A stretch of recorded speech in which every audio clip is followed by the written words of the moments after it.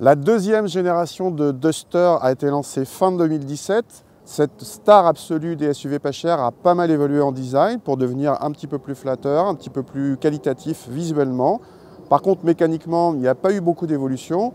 Et notamment, on retrouve sous le capot le 1,6 L atmosphérique essence de 115 chevaux sous l'appellation SCE.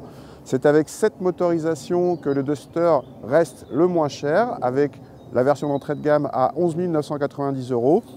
Ici, on a la version un tout petit peu au-dessus en termes d'équipement, c'est la finition essentielle qui se reconnaît à des barres de toit, mais c'est des barres de toit noires et pas satinées comme sur les hauts de gamme.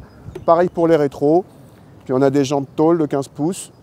Et puis à l'intérieur, vous allez voir, il y a un petit peu d'équipement, mais pas de superflu.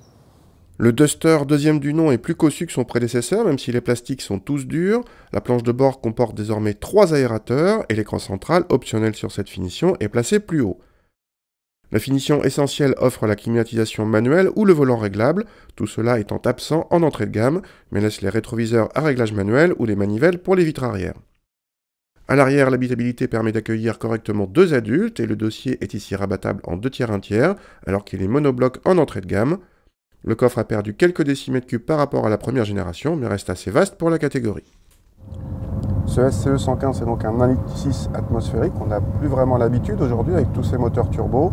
On retrouve donc les caractéristiques des moteurs atmosphériques, à savoir un creux à bas régime. Ici, il faut monter jusqu'à peu près 4000 tours pour sentir que ça démarre mieux.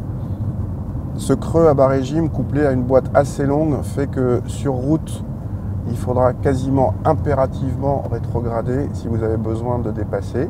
En ville, par contre, ça va mieux. Pour la partie châssis, rien à signaler. On sait, le Duster n'a aucune vocation sportive. Ça prend du roulis, c'est pas fait pour attaquer du tout.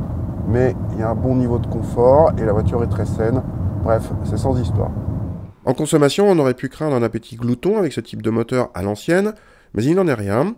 En fait, ce Duster SCE est même un peu plus sobre que le TCE 125 selon nos mesures.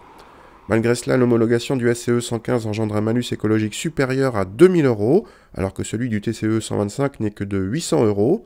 Du coup, le différentiel à équipement égal entre le Duster SCE 115 et le TCE 125, en tenant compte du malus, n'est que de 400 €. Autant dire qu'on vous conseille vivement la version TCE 125 pour l'agrément de conduite supérieur, notamment en reprise.